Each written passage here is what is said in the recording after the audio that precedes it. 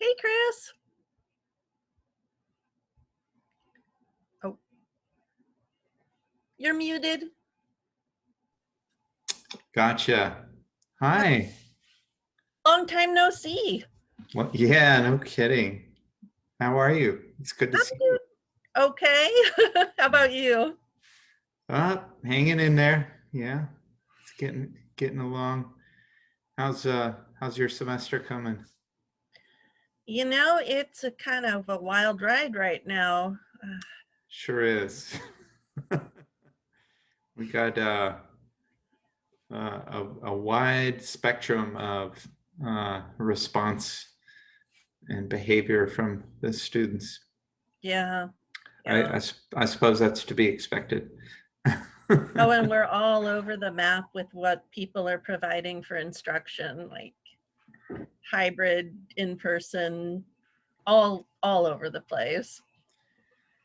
Yeah, yeah, I've been finding it to be, uh, you know, much more demanding than in-person instruction. But it's just a novelty, I suppose, as much as anything. Yeah, we all got to do it, huh?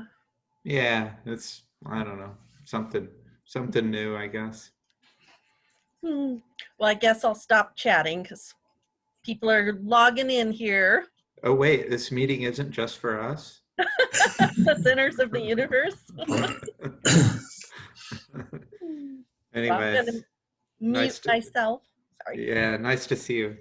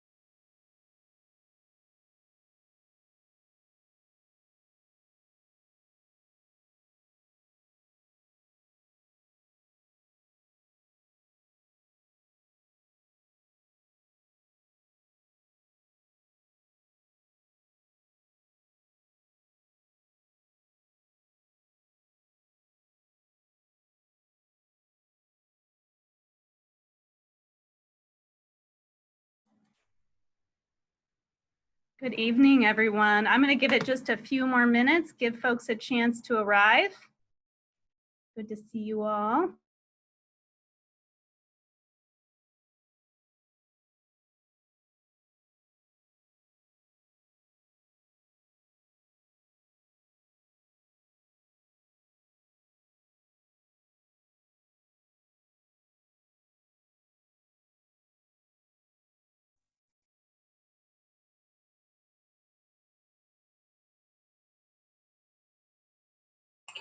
Sometimes it helps, sometimes it makes it worse.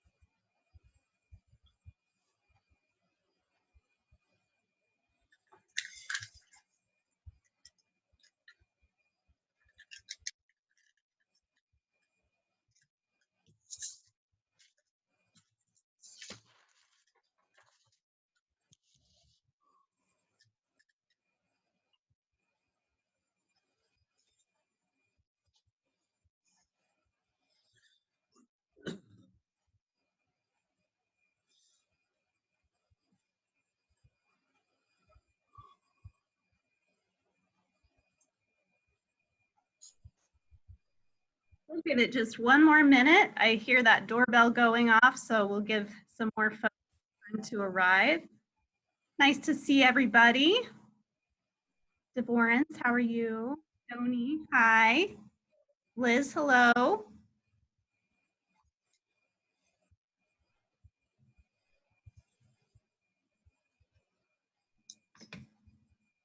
And I'm going to ask a giant favor. If you are comfortable, if you can you turn your camera on? This makes me really nervous anyway. So if I see your faces, it'll make me less nervous. Thank you.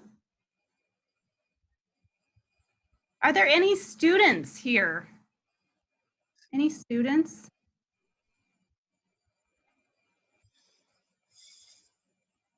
I consider myself a professional student. I will take that. I'm still trainable. We're all learning, and certainly during this time, yeah, it takes a little learning, a little humility. Knowing that we're all students is a good thing.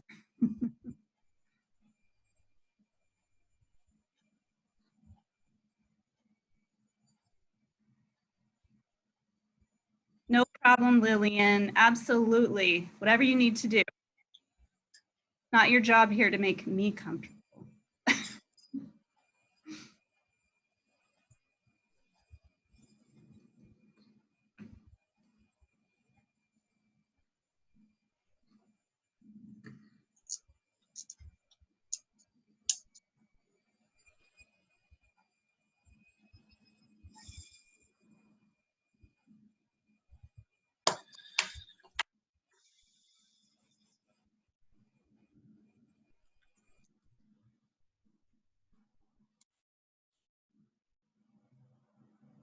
I'm still hearing that door.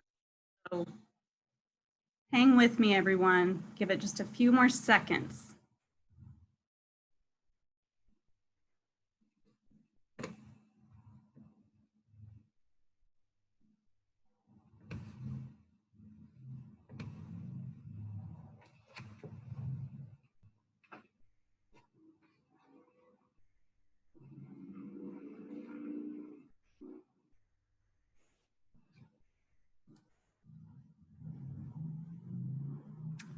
All right, so I'm going to go ahead and get started, and I want to start by thanking everyone for showing up tonight. I really appreciate being here.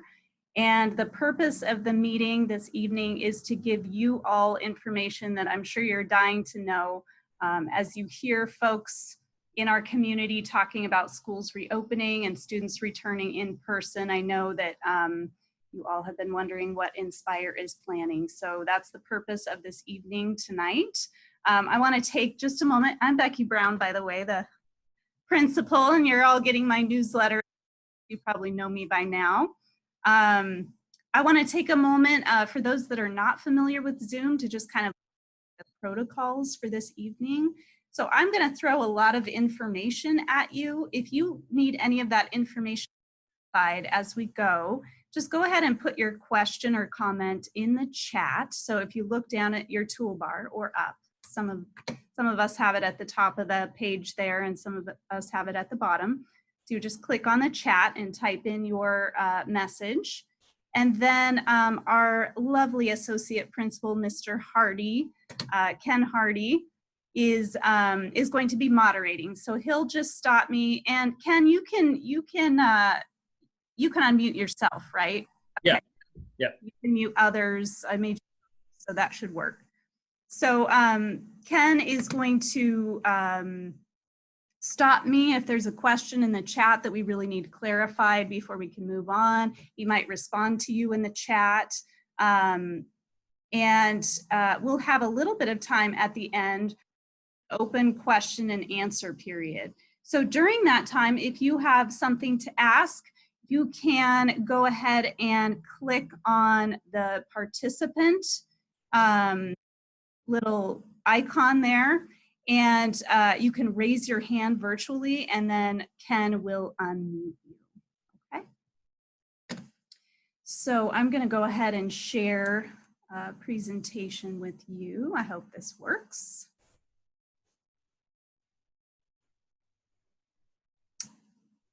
Ken, can you see the presentation? Yay, okay. Yep, we're good. Great. You want to make present? Yeah.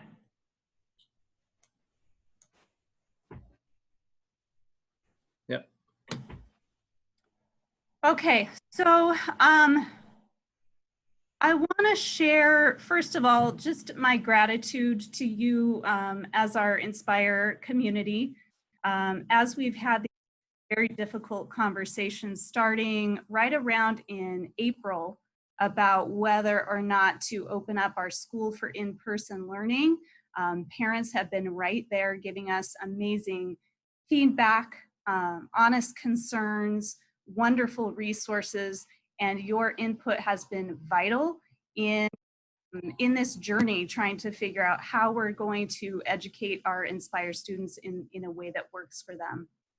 So I really, really appreciate your participation and your partnership in this process. Paying attention to social media and to the news over the summer, particularly, it was dismaying to see out there in the world this question of reopening schools just sort of splitting along political lines. And so I'm proud of our Inspire community for the conversation always in the emerging science and centering it in what's good for students. So appreciate that we've been able to keep the conversation focused on those things in terms of making these decisions. So tonight we're going to go over what's our situation now, the COVID-19 conditions in our community, a proposed timeline for reopening, and then options for in-person and virtual learning. So those are kind of the big pieces that we're going to talk about tonight. And I'm saying proposed timeline because I want everyone to know that we're bringing our recommendations to the board, Inspire board, on Monday, and they will make the final decision about reopening. So that's just something to keep in mind, that everything that I'm sharing with you tonight is probably going to happen, but we still need to wait for a board decision. Any questions about that? Ken, are you seeing anything in the chat? We're good. Okay. Yeah. So this is kind of where we are now. We have been in the purple tier, tier 1 of the state framework, and this is based on a few factors. So the adjusted case rate for COVID, testing positivity numbers, and this has been the tier with the most restrictions. And in tier 1, all schools were mandated to continue distance learning. I have a dog barking, sorry. I think our mail lady is here. So on September 26th, we moved into tier 2, which is a less restrictive tier. And the state said, essentially, if we can stay in this tier for 2 weeks, then schools can start thinking about returning to in-person learning, okay? So we are officially 2 weeks in, and we are officially in tier 2. So now several schools in our county are planning to reopen. And this is just kind of our, if you see on the right here, the new versus total confirmed cases by day. So we had a little upswing here in COVID positive tests when students came back to Chico State, and then we have since gone back down. In case you're wondering, and in terms of the context for our students, COVID test positivity rates for 0 to 17-year-olds had been around 6%, and 18 to 24-year-olds, it was about 40% of our total numbers. We have a representative from Butte County Public Health here tonight. So Dr. Bernstein, just let me know if I get anything wrong. Don't be afraid to correct me. Okay, so that's kind of where we are now. And I'm sure many of you have heard, but Chico Unified School District is a return to in-person learning on Monday with an AM/PM schedule. And then the charters, it's really mixed. So some are planning for a full reopening and some are planning for a soft opening. So kind of like a slow rollout on the 19th as well. Noting that when we look at neighboring counties, for example, Tehama County, some reopened and then had to close again. So there's been kind of a back and forth of school reopening and closing. That's one thing that's been a factor in our considerations. We've found that it's very important for students to have really clear expectations and some level of an ability to know what's going to happen. And so we worry a little bit about coming back for in-person learning and then having to close again and shifting back and forth. So that's something to think about. It's also something to consider that there really are no statewide or federal measures for tracking the progress of school reopening. So we have a lot of anecdotal evidence that we can look at, schools that it's worked for and schools that it hasn't worked for, but we don't have a real great measure right now about how successful it is for students to return for in-person learning. You also have really a huge mix, a huge range of the safety measures that put in place. So that's something to think about as well. And I wanted to share this quote with you from Scientific American. It really captures a difficulty at the heart of our school reopening plans. So the quote is this: whether children attend classrooms or learn remotely at home, each option carries a risk of harm to students, their families, and the adults who work with them. The novel coronavirus that causes COVID-19 can spread through the enclosed halls and classrooms of a school building, but prolonged reliance on virtual learning alone may disrupt a child's educational and social development and can have serious longer-term economic repercussions. So there are families here tonight that feel that they do not want their students to be kept away from school any longer. and they are worried about the mental health, social and emotional impacts on their students and the risks of continuing with distance learning. And those folks are absolutely justified in feeling that way. And I think the research and the science bears out that that kind of isolation does have an impact on students. And there are families here tonight that feel there's no way I want to send my kid back to school. I wouldn't expose our family to the risks of affected with the coronavirus. And those families are absolutely, absolutely justified in feeling that way, and the research bears that out. So I just want us all to kind of acknowledge one, this very difficult place that schools are in making these decisions. And we have a huge range of feelings and emotions and opinions and research on reasons for reopening. So we're going to try to do the best we can to make an informed decision, knowing that we can't meet everyone's needs in that. So I want to talk a little bit about distance learning so far. We've learned a lot since school started in August. And I am so very grateful for our wacky 1x8 schedule for so many reasons. It hasn't been ideal for every single class. It hasn't been ideal for every single student.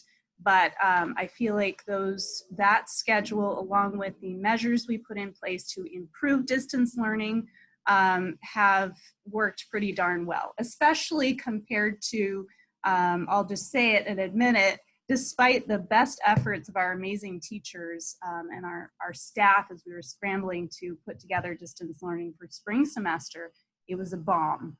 And so the work that we did as a staff to improve our distance learning, I'm very proud of that. And I just wanted to share, we don't have that 2020 hindsight yet. Maybe next year when we think about this process, we'll have some better data for outcomes. But for right now, we had just a couple of snapshots that I wanted to share with you. So we asked students, do you feel successful in distance learning? 70% of students said yes, 14% said no, 16% had other reasons. For example, I don't feel successful, but it's my fault. We asked staff, do you feel successful in implementing distance learning? 80% said yes, 0% said no, and 20% had other reasons for their answer. In the parent survey, it was close to the student survey. 73% said yes, 10% said no, and 17% said other. So that was interesting to me, that the majority of students, staff, and parents feel it's going pretty well. Then we also made just a couple of other snapshots. We made some comparisons. This year's grade summary up to now. And then we compared to 2017, 2018. Why 2017, 2018? That was the last year without a major crisis. So we thought it'd be interesting to compare. And as you can see, the grade comparison is pretty similar, right around the same number of D's and F's total. But we have many more B's and A's in 2020. So not a lot of difference in the 2 years. But we do have more B's and A's. So we don't have student grades tanking in the way that I feared. So that points to some real engagement. We haven't had students dropping off the radar. The attendance for 2017-18 was around almost 96%. This year it's 99%. And again, it's not an apples to apples comparison. We take attendance in a little bit different way, but it's just a snapshot to let us all kind of acknowledge that in terms of showing up and engaging, our students are showing up, they're engaging, and they're, for the most part, feeling successful in distance learning. Becky, there's a question about numbers of people who were surveyed. I thought the students were about 380 something students. Right. So we had a really good student we had, yeah, right around 380, and we currently have 420 students. So that was a pretty great response rate. I think we had about 160 parents, and then the majority of staff. So I want to talk about our proposed timeline for in-person learning, and I want to reiterate that the board needs to approve this on Monday, but this is what we're looking at, the timeline. So we are based on the responses from parents, students, and staff about is distance learning working. We felt comfortable to say, you know what, let's wait until mid-January to open up for in-person, to expand our opening for in-person learning. So currently we're talking about continuing distance learning for the most part in periods 3 and 4. So this is now through January 11th. But we're thinking about doing some small group instruction on campus. So this might be support for students receiving special education services. We're talking about piloting some hybrid classes, and I'll talk a little bit more about that in a few moments. But just some bringing students in groups, and that would allow us to see how well safety protocols are working, how well students do following those protocols, and to see if we can do this kind of in a larger way and be successful. And then I don't want to start or implement a new instruction model without quite a bit of staff training and professional development. So we're talking about carving out days after January 11th to do some safety training and teacher preparation with staff, and then reopen for in-person learning for the final semester. So periods 5 through 8, and that would be January 18 through May 28. So just to give you a snapshot here, we're talking about continuing distance learning for the most part. Here we are in October through mid-January. And then again, bringing in small groups on campus for instruction. And then the staff training would be here mid-January. And that would give us a good, few weeks after the winter holidays. The experts have forecast that there may be a spike in the spread of COVID during the holidays, during flu season. So we kind of want to wait, look around at what other schools are doing and experiencing, and reassess in mid-January. Becky, your sound's going in and out. It's dropping you a little bit. Okay. Let's see. I'm going to stop my video and see if that helps. Does that help? Keep talking. Okay. So during periods 5 through 8, I think it's 10. Is my sound coming through? No, now we lost you completely. Oh gosh.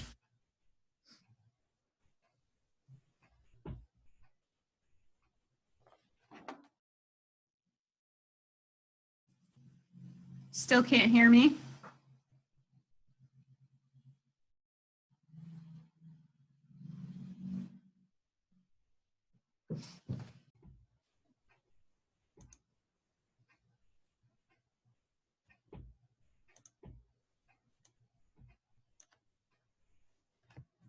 Okay, I'm going to try talking to Becky on her cell, see if I can communicate with her, let her know.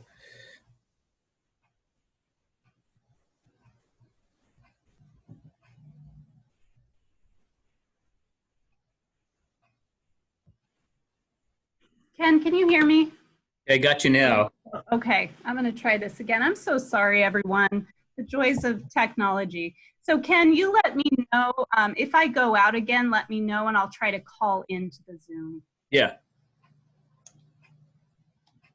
Okay, let me attempt to share again. Oh, sorry. Thanks for your patience, everyone. All right, where are we?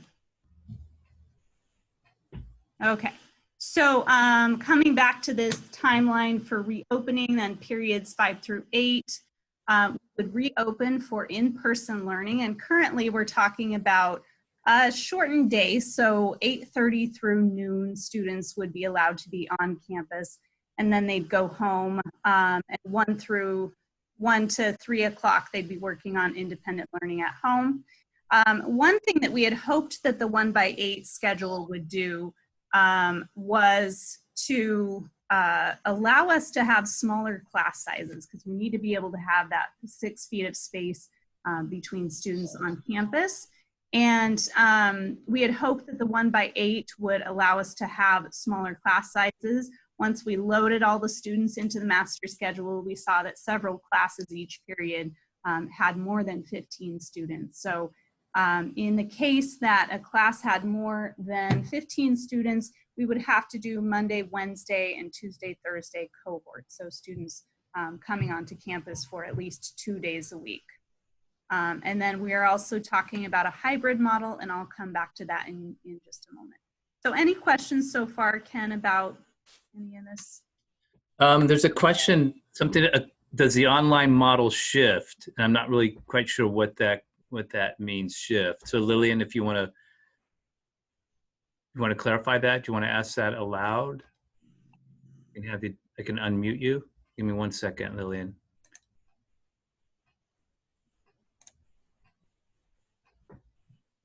You should be able to speak Right. now. So, will the online model stay, like, will it imitate what's going on campus, or is what's going on with the online, the 8-to-1 model, is that going to be reflected on campus, or is Yes. it gonna, Yeah, okay. so essentially everything that students are experiencing on campus is also happening with students that are learning from home. So the 1x8 model stays the same, student schedules stay the same, they're with the same teachers. So let me talk a little bit about this hybrid model. And just to let you know, on part of our decision for this timeline, on student, staff, and parent surveys, the highest responses in terms of comfort levels, most folks surveyed said they would be most comfortable returning after January 11th. So that played a big part in our decision as well. So let's talk a little bit about virtual versus in-person learning options. So when we rolled out our reopening plans in summer in July, this was back before the state shut all the schools down again, we said that we would allow for options for students who could not come back onto campus. So parents weren't comfortable, or maybe they had some pre-existing conditions. And we said that for those students, they would be enrolled in Edgenuity. Well, we've seen in our community a big backlash. Parents and students and teachers alike seem not to like that platform. So what I said to parents in the summer who were concerned about Edgenuity and were asking about a way that teachers could teach both the students at home and in the classroom at the same time, I said, no way. Like, that is not something we can ask our teachers to do. That would be too difficult. You need specialized equipment and training, and I didn't really consider it at that time. Well, in talking to staff, talking to teachers about returning to in-person learning, and we discussed Edgenuity, and we're fearful of, you know, the backlash that we've seen in our community. Teachers said, let's try it, let's pilot it, let's see if we can do it, let's see what we need to meet those challenges.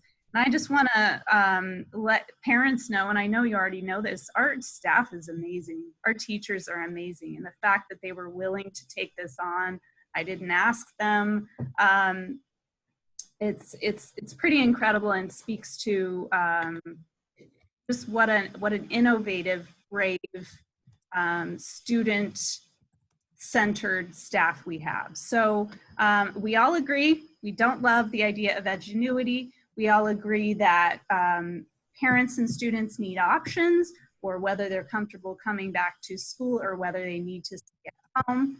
And so we have a group of teachers who want to pilot this hybrid model. So I'm talking about simultaneously teachers instructing students that are learning at home and students that are in the classroom. So the way that we're talking about doing this, teachers would continue this distance learning structure. The students in the classroom would be on computers. Everyone's meeting on the Zoom. Students are continuing to do their work online, but some students are simply there in the classroom in person, and some students are at home. So we are hoping that by piloting this model during periods 3 and 4, it'll allow us to kind of work out the kinks, figure out what the challenges are, figure out the equipment and the technology that needs to be in place, figure out the strategies. And we have quite a few resources that have been given to us by parents. Thank you, Joni and Zephyr. And we have some connections to folks who have been trying this model who can work with us. So I'm excited about what this will look like for our students, and I'm excited that our students will be able to remain with their teachers. We've seen that's really, really important to their success so far in distance learning. So let's see, what else did I want to say about that? We need to acknowledge, though, that this is going to be really, it's going to be hard for teachers. It's been hard for teachers figuring out distance learning. And so I just want to encourage everyone to be patient, to send your teachers a nice message every once in a while. This has been really, really a difficult process. And the fact that they're willing to pioneer this new instruction model, I'm really grateful for it. I know parents will be as well. So that's kind of the big overview. And in terms of these smaller groups, if I come back to during this time, periods 3 and 4, if you're wondering which small groups, which students will be allowed to be on campus, that needs to be determined by the teachers, and there are a lot of factors in play. So I'm going to ask parents not to reach out to us or to teachers to ask that their students come on campus in person. This is going to be a don't call us, we'll call you situation, because it needs to really come from the teachers to determine those students who need to be on campus for various reasons. So an open, it isn't a time that we're going to open it up for parent choice. I just want to make that really clear. And it will be, if all goes well, during this time, so after January 18th, all parents and students will have a choice of whether the student should be on campus or not. I hope that makes sense. And then in terms of next step, just keep an eye out for my newsletter. We'll try to continue to communicate with you as clearly and as consistently as possible. Please, along the way, always let me know, if any communication's not working, if you're not getting important messages, if you feel like I need to communicate more, please let me know. I really, really value and appreciate your feedback. So I'm gonna stop it there and open it up for any questions. Don't forget to click on that participants icon and raise your hand virtually, and then Ken will unmute you.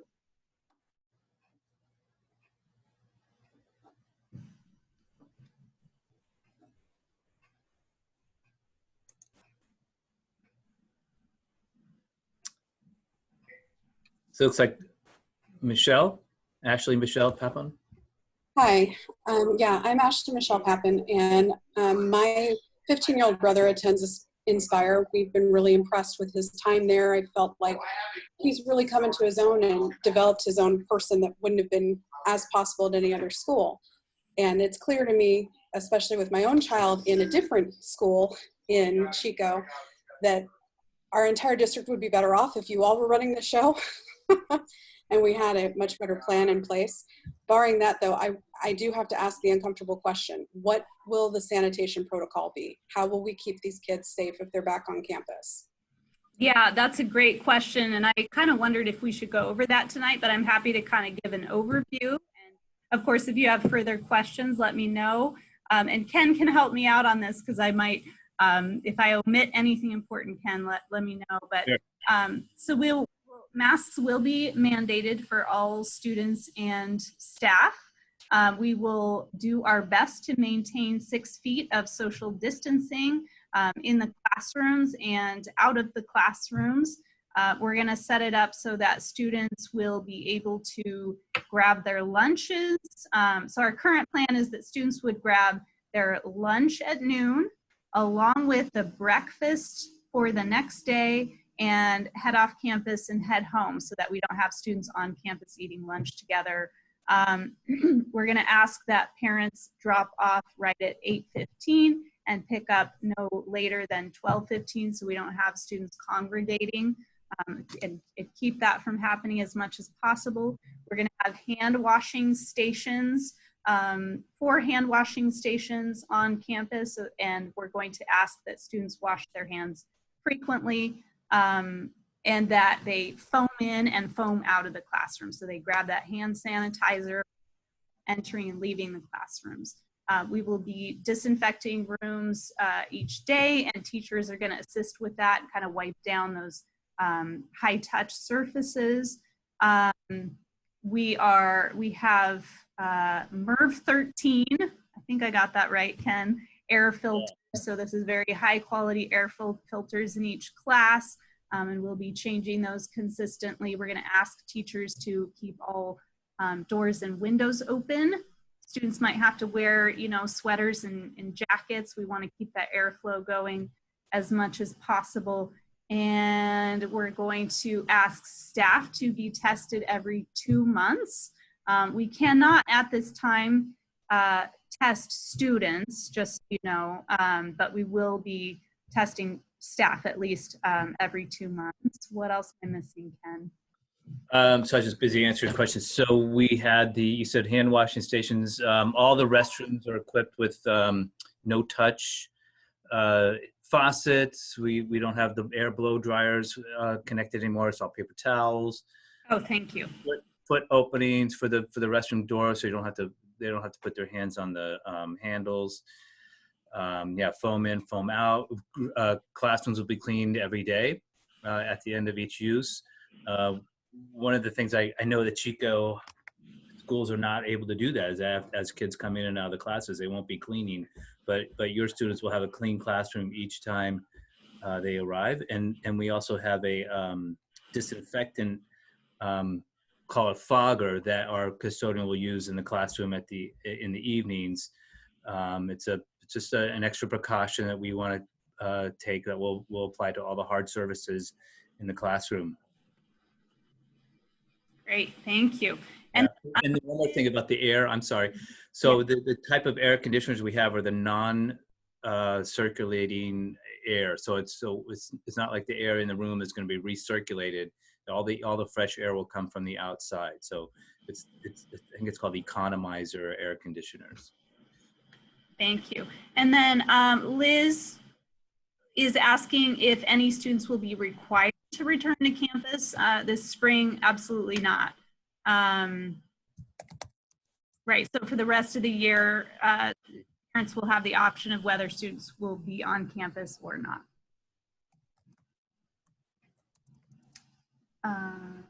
Other questions? I'm just going to answer this question that I've been typing. So there's a question about what about Chico High students and their traffic flow. So we're going to block off the Inspired Gate. We'll call it the Inspired Gate. It's the one that most of you are used to entering campus through.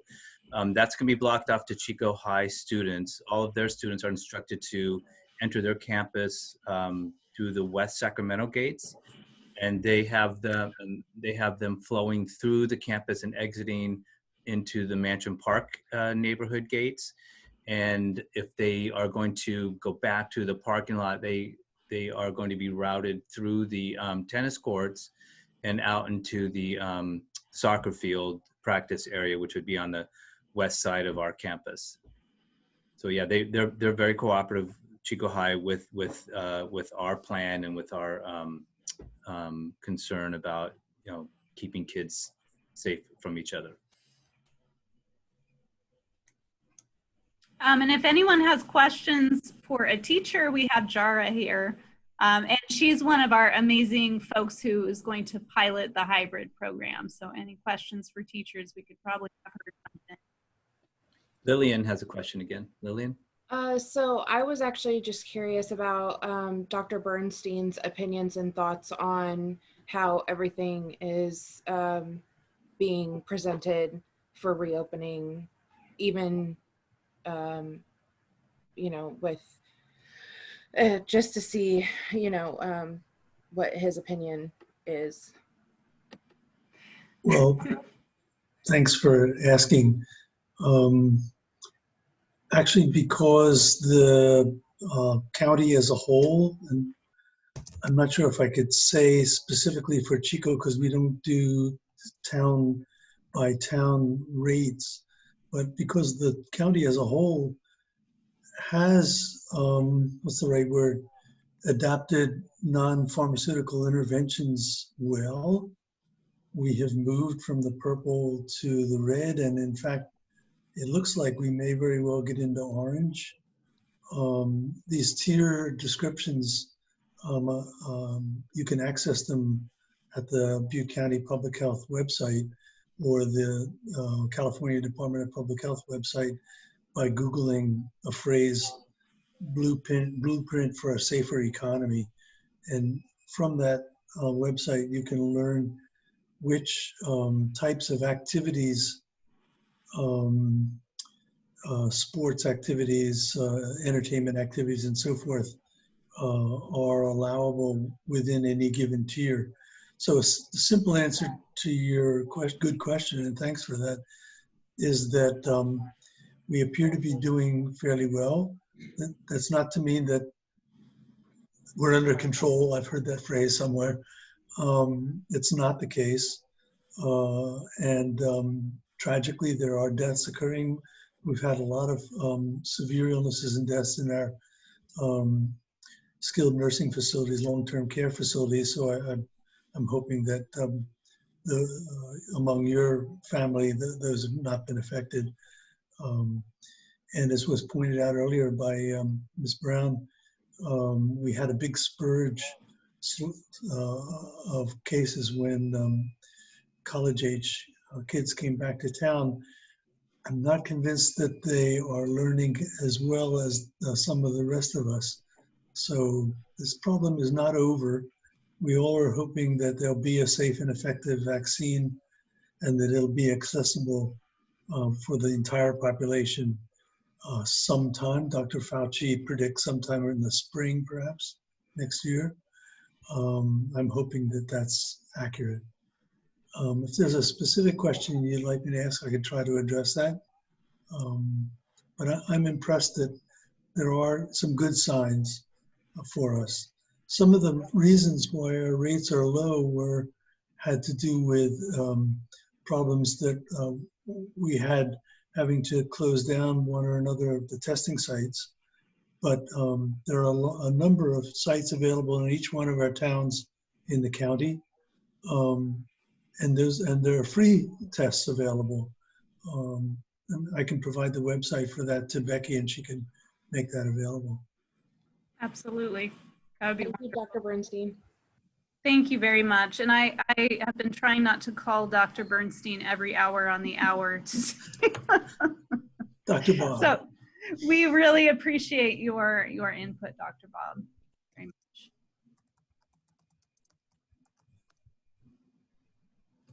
Becky, do you remember what we're doing with photos? I was about to answer this question. You know, we haven't, we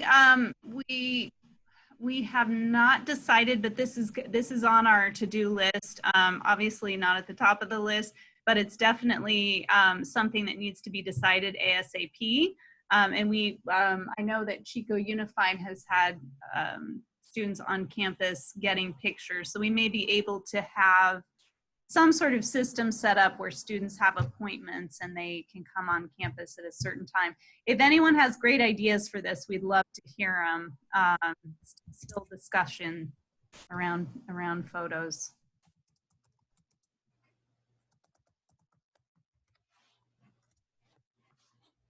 I want to speak a little bit to clubs because someone was asking Jara about clubs. For the time being, we would continue to have clubs virtually. And even when we bring students in for in-person learning, we would want to continue virtually because we want to avoid overlap of cohorts. We put that 1x8 block schedule for a reason, and that was to create kind of bubbles.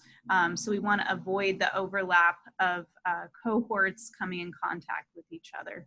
So we'll probably continue clubs virtually for the time being.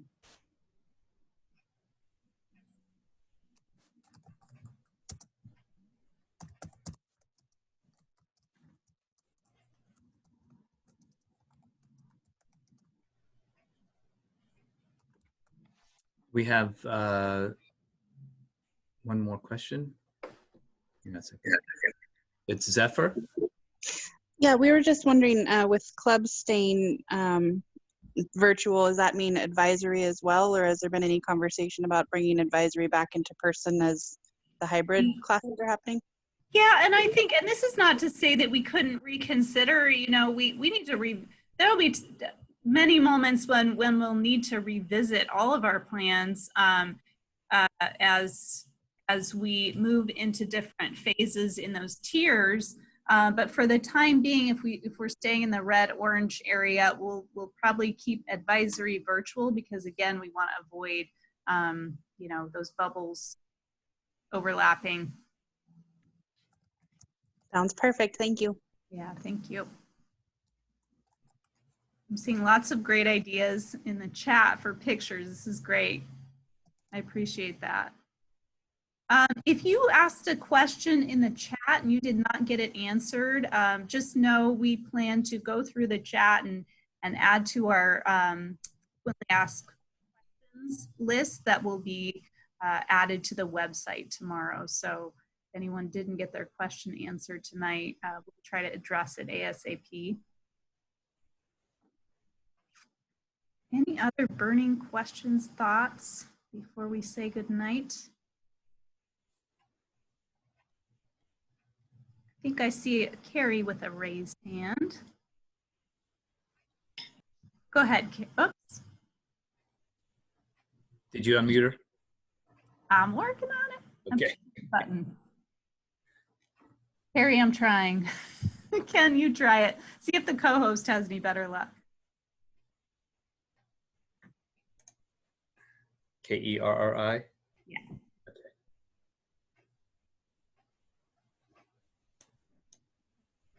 There, does that work? There you go. Yay, Oh, it worked. Okay. So just real quick. So still virtual learning through the end of this year, correct? Correct. Is that my, okay. So the January 18th rounds about there would be, that would be optional?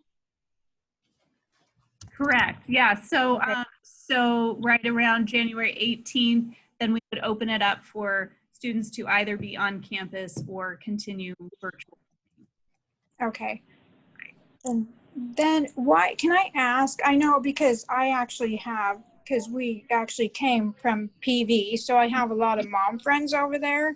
Yeah. And I know they actually even petitioned the Unified School District because they were so upset and distraught over it. So why, I'm not questioning your guys' decision. I just was kind of curious as to why you guys still went ahead with it, knowing all the opposition. Distance learning? No, the ingenuity. Oh, so we haven't used, I mean, so we have a few, like, I think it's about 8 students, Ken, on Ingenuity. Mostly, yeah, mostly credit recovery or kids who just want to do that instead of join the classes. Right. But we decided in this summer to go with Edgenuity because this was before all the backlash. Oh, so you didn't know. Right. So we've done everything we can to sort of figure out how to eliminate that as an option. Okay. So Yeah. I mean, thank you, because, and I'm just going to go out there and be bold and say this. Your teachers that I've met and your staff that I've met is far more into the whole teaching thing and much more personable, a better attitude on the approach to things. So I can see it working much better with Inspire. Well, we have amazing teachers all across Chico and amazing teachers in Chico Unified. And I think that part of it, I'm really grateful for our small community and our ability to make decisions together. I don't want to blame anything any teacher is doing in this town or really anywhere in this country. But I'm very, very proud of our staff and of our teachers. And I'm just so grateful that all these decisions have been made with input from staff and parents, and it's been a collective journey. So I'm grateful for that. Okay. Yeah. Thank you, Carrie. Yeah. Becky, did you want to cover that agreement that we're going to have students and guardians and parents sign before they return to campus, and then also the protocols that we're going to follow if it's a student who comes positive or a staff member who comes up positive? Right. So we are going to ask that parents and students sign agreements that they're going to follow our safety protocols that we have in place, everything that Ken and I went over. They're going to wear a mask. They're going to wash their hands, foam in and out of the classrooms, stay 6 feet, social distance, to make sure that everyone understands what we're asking students to do. And then we have access to this wonderful document that was put together by Butte County Public Health in collaboration with school nurses that gives us very clear measures for what happens if a staff member or a student shows signs or symptoms of COVID. Then they would either need to stay home if they were feeling it that morning, or they would need to go home if they had symptoms during the day. And then if anyone tests positive, it tells us exactly what to do. So anyone who had been in contact with that person will be notified. And then we might need to bring just that period, that cohort into quarantine. So we have really clear measures for anyone who tests positive. They would need to immediately go home. Obviously, everyone would be contacted, and then folks that were in contact would need to be in quarantine, get tested. I think I got that right, Dr. Bob. Dara, was there a question you wanted to answer? Yeah, there was a question in the chat about how parents can support teachers, and I just wanted to address that. Yay. Okay, that's a great question. As a teacher, the best way you can support us is to communicate. We can't tell via Zoom if your kid is struggling, and we can't tell if you're struggling as a household. All we see sometimes is a name on a screen. So please communicate with us. If you're seeing signs and symptoms, or you're worried about your student, or you don't know what's happening in a class, reach out to teachers. We want to hear from you. We want to communicate, and we want that to be a conversation. On the flip side of that, as we go back, if we're doing groups, if you're uncomfortable, if your opinion changes. So let's say your student begs to go back, they start doing some going back stuff, and they then feel uncomfortable. We want to address that in the moment. So communication. And then also to be, understanding that teachers have a lot of pressure on them. We are doing this all for the first time, and everything takes so much longer. Grading papers, prepping classes, creating everything digitally. It's like teaching for the first time, but knowing that we're doing it with 30 years or 20 years of teaching experience behind us, and going, oh, we have to have it this way, we have to have it that way. And we're very, critical of ourselves, I've noticed, trying to do it the best way possible.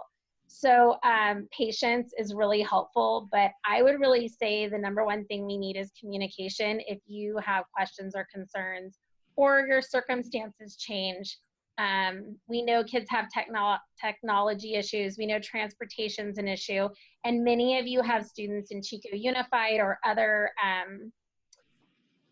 charter schools, and we all have different schedules now, and we know that's flipping next week, and we know that's going to create all kinds of new pressures. I face that myself. Many of our teachers at Inspire have children, and we're going through that with you. So just realize we're all working on this, and we're going to try to stay positive and help us all get to an end point and stay healthy. So I think it's just about being a team. And that's what we're looking for from you, is that support of teamwork and being understanding that we're all in different places and it's going to hit us all at different times with stress. You know, one teacher may be plowing through it, another teacher may be struggling, and it kind of ebbs and flows, I notice. So that would be my answer to that question.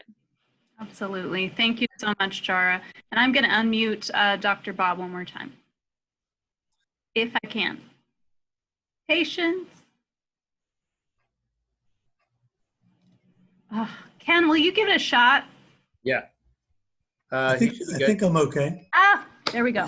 Just a bit of a delay. There's something like 89 people online, parents and staff and so forth.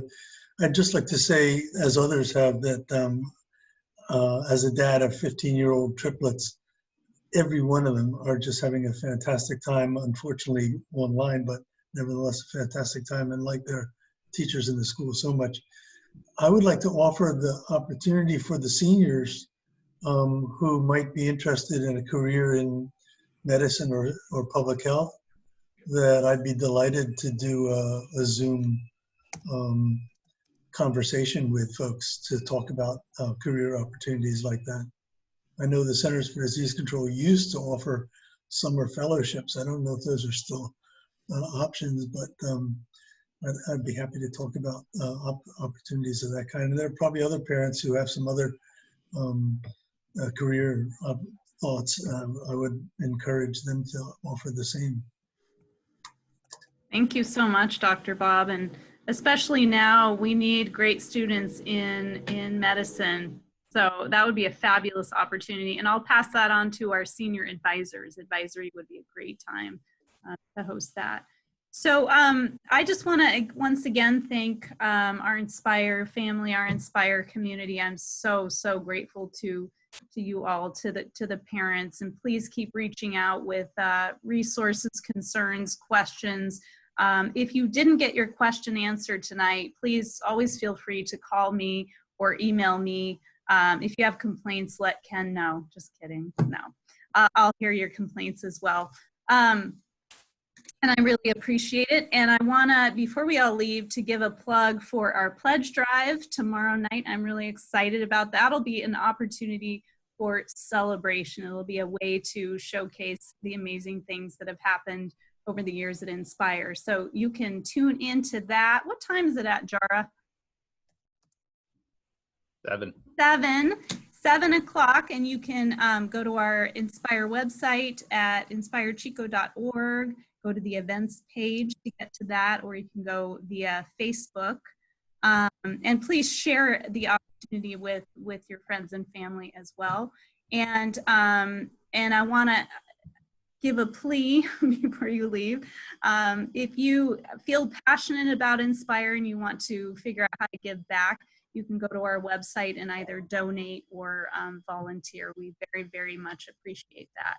So I want to thank you all once again. I'll put all this information up on the website and in my newsletter tomorrow. And have a great night, everyone. Thank you so much.